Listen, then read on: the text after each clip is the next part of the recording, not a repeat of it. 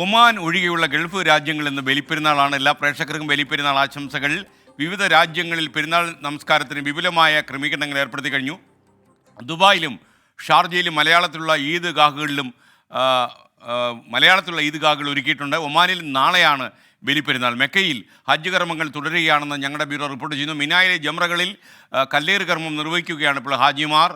Sharjah football ഗ്രൗണ്ടിൽ നിന്ന് അരുൺ പാറാട്ടും അതുപോലെ മെക്കയിൽ നിന്ന് ജലീൽ കണ്ണമംഗലവും നമുക്കൊപ്പം ചേരുന്നു. ആദ്യം അരുൺ പാറാട്ടിലേക്ക്. Good morning to both of you. Arun, വിശദാംശങ്ങൾ പറയൂ. എല്ലാ പ്രേക്ഷകർക്കും ഒരിക്കൽ കൂടി ബലിപ്പെരുന്നാൾ ആശംസകൾ നേരുന്നു. പറയൂ Arun. Good morning S K. Good morning. ദൈവകൽപ്പന മാനിച്ച് പ്രവാചകനായ ഇബ്രാഹിം നബി സ്വന്തം മകനെ ബലിയർപ്പിക്കാൻ തുടങ്ങിയതിന്റെ ഓർമ്മയ്ക്കാണ് വിശ്വാസ സമൂഹം ഇപ്പോൾ ബലിപെരുന്നാൾ ആഘോഷിക്കുന്നത്. ഒമാൻ ഒഴികെയുള്ള എല്ലാ ഗൾഫ് രാജ്യങ്ങളിലും ഇന്ന് ബലിപെരുന്നാൾ ആഘോഷിക്കുകയാണ്. എല്ലാ ഒരുക്കങ്ങളും ഇന്നലെ തന്നെ രാജ്യങ്ങളെല്ലാം തന്നെ പൂർത്തിയാക്കിയിരുന്നു. ഇപ്പോൾ രാജ്യത്തെ പള്ളികളിൽ തക്ബീർ ധ്വനികൾ ആരംഭിച്ചു കഴിഞ്ഞു. യുഎഇയിൽ എല്ലാ എമിറേറ്റുകളിലെ പള്ളികളിലും ഈദ്ഗാഹുകളിലും പ്രാർത്ഥനയ്ക്കുള്ള പൂർത്തിയായി പെരുന്നാൾ നമസ്കാരത്തിനായി സജ്ജമായി കഴിഞ്ഞു.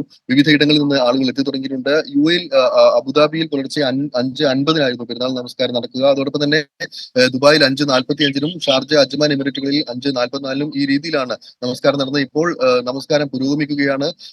അറബിക്, മലയാളം, ഇംഗ്ലീഷ്, ഉറുദു, തമിഴ് തുടങ്ങി വിവിധ ഭാഷകളിൽ പെരുന്നാൾ ഖുതുബ നടക്കും. മലയാളികളുടെ നേതൃത്വത്തിൽ എസ് കെ സൂചിപ്പിച്ചതുപോലെ തന്നെ ദുബായിലും ഷാർജയിലും 3 ഈദ്ഗാഹുകളാണ് ഇത്തവണ ഉള്ളത്. യുഎയിൽ ദുബായിലും ഷാർജയിലും മാത്രമാണ് ഇത്തരത്തിൽ മലയാളത്തിലുള്ള ഈദ്ഗാഹിന് അനുമതി ലഭിച്ചിട്ടുള്ളത്. ദുബായ് മതകാര്യ വകുപ്പിന്റെ സഹകരണത്തോടെ ഇന്ത്യൻ ഇസ്ലാമിക് സെന്ററും അതോടൊപ്പം തന്നെ അൽമനാർ ഇസ്ലാമിക് സെന്ററുമാണ് ഈ ദുബായിൽ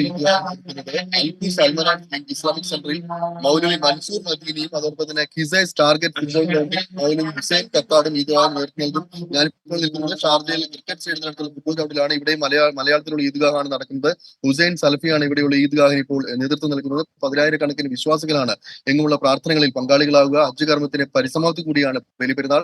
എന്തായാലും നമസ്കാരത്തിനും പ്രാർത്ഥനകൾക്ക് ശേഷം പിന്നീട് ബന്ധുക്കളെ സന്ദർശിച്ച് ആശംസകൾ കൈമാറി അടക്കം പെരുന്നാൾ ആഘോഷത്തിലേക്ക് പ്രവാസികൾ കടക്കും. അതേസമയം ഒമാനിൽ മാസപ്പിറവി കാണാത്തതിനാൽ ബലിപെരുന്നാൾ നാളെ ആയിരിക്കുമെന്നാണ് നേരത്തെ പ്രഖ്യാപിച്ചിട്ടുള്ളത്. ഓക്കെ, അരുൺ പാറാട്ടാണ് വിവരങ്ങൾ നൽകിയത്. മെക്കയിൽ നിന്ന് ജലീൽ കണ്ണമംഗലം കൂടി നമുക്കൊപ്പം ചേർന്നു. ഗുഡ് മോർണിംഗ് ജലീൽ, പറയൂ വിശേഷങ്ങൾ. Yes K, good morning. Baliperunnal ആശംസകൾ നേരുകയാണ്. ഹജ്ജ് കർമ്മങ്ങൾ 3-ാം ദിവസത്തിലേക്ക് പ്രവേശിച്ചിരിക്കുകയാണ്. അതോടൊപ്പം തന്നെ സൗദി ഉൾപ്പെടെയുള്ള ഗൾഫ് നാടുകളിൽ ഇന്ന് ബലിപെരുന്നാൾ ആഘോഷിക്കുകയാണ്. മക്കയിലും മദീനയിലുമുള്ള ഹറം പള്ളികളിലെല്ലാം അല്പസമയത്തിന് ശേഷം പെരുന്നാൾ നമസ്കാരം നടക്കും. പെരുന്നാൾ നമസ്കാരത്തിലും ഖുത്ബയിലും പങ്കെടുക്കാൻ ലക്ഷക്കണക്കിന് വിശ്വാസികളാണ് എത്തിയിരിക്കുന്നത്. അതോടൊപ്പം തന്നെ സൗദിയുടെ വിവിധ ഭാഗങ്ങളിൽ വലിയ രൂപത്തിലുള്ള പെരുന്നാൾ ആഘോഷങ്ങൾ ഇത്തവണ ഒരുക്കുകയും ചെയ്തിട്ടുണ്ട്. ഹാജിമാരെ സംബന്ധിച്ചിടത്തോളം ഹജ്ജ് കർമ്മങ്ങൾ 3-ാം ദിവസത്തിലേക്ക് പ്രവേശിച്ചിരിക്കുകയാണ്. മിനിയാന്നാണ് ഹജ്ജ് കർമ്മങ്ങൾ ആരംഭിച്ചത്. മീനായിലെ താമസത്തോടു കൂടി തുടങ്ങി. ഇന്നലെയായിരുന്നു ഹജ്ജിന്റെ ഏറ്റവും പ്രധാന കർമ്മമായ അറഫ സംഗമം. അറഫ സംഗമം കഴിഞ്ഞ് തീർത്ഥാടകർ ഇന്നലെ രാത്രി മുസ്ദലിഫയിലേക്ക് പോയി.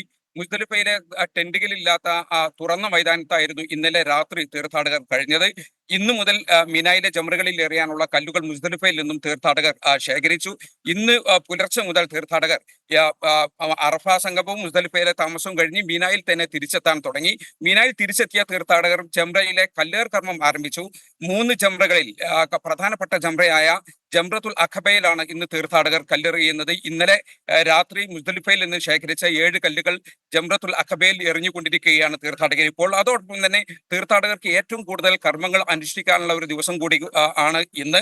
മക്കയിലെ വിശുദ്ധ കഅബയെ തവാഫ് ചെയ്യുന്ന ഇഫാദത്ത് തവാഫ് തീർത്ഥാടകർ നിർവഹിക്കും. ബലി നൽകും, മുടി എടുക്കും. അതോടൊപ്പം തന്നെ ഇഹ്റാമിന്റെ പ്രത്യേക വസ്ത്രം മാറ്റി സാധാരണ വസ്ത്രം ധരിക്കും. ലബൈക്ക് അല്ലാഹുമ്മ ലബൈക്ക് എന്ന തെൽബിയത്തിന് പകരം അല്ലാഹു അക്ബർ എന്ന തക്ബീർ ധ്വനികൾ മുഴക്കാൻ തീർത്ഥാടകർ ഇന്ന് തുടങ്ങും.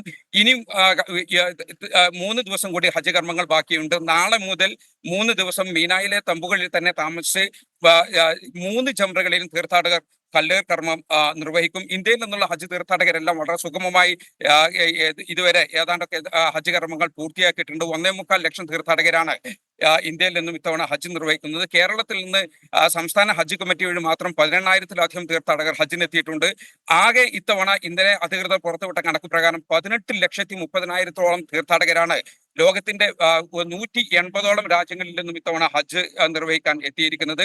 ഇതിൽ കൂടി ജലീൽ, നമ്മുടെ ഇന്ത്യയിലും കേരളത്തിലും നടക്കുന്ന പെരുന്നാളിനെ കുറിച്ച് കൂടി പറയും. നാളെയല്ലേ ഇവിടെ പെരുന്നാൾ, അതിന്റെ വിശദാംശങ്ങൾ കൂടി പറയൂ. മാസപ്പിറവി കാണാൻ ഒരു ദിവസം വൈകിയത് കൊണ്ട് കേരളത്തിൽ നാളെയാണ് ബലിപെരുന്നാൾ ആഘോഷിക്കുന്നത്. കേരളത്തിലും സ്വാഭാവികമായിട്ടും എല്ലാ പള്ളികളിലും പ്രഭാത നമസ്കാരത്തിന് ശേഷം 9 മണി വരെ പെരുന്നാൾ നമസ്കാരങ്ങളും മറ്റും നടക്കും. ഇതുമായി ബന്ധപ്പെട്ട അതോടൊപ്പം തന്നെ കേരളത്തിൽ ബലിയിറക്കുക, വിവിധ പെരുന്നാൾ ആഘോഷങ്ങളും എല്ലാം കേരളത്തിലും അതോടൊപ്പം തന്നെ മറ്റു പല രാജ്യങ്ങളിലും സംഘടിപ്പിച്ചിട്ടുണ്ട്. SKN. ഓക്കെ, ജലീൽ കണ്ണമംഗലാണ് മെക്കയിൽ നിന്ന് നമുക്കൊപ്പം ചേർന്നത്. നമ്മുടെ സൗദി അറേബ്യയിലെ ജിദ്ദയിലെ നമ്മുടെ ബ്യൂറോ മേധാവിയാണ് ജലീൽ കണ്ണമംഗലം.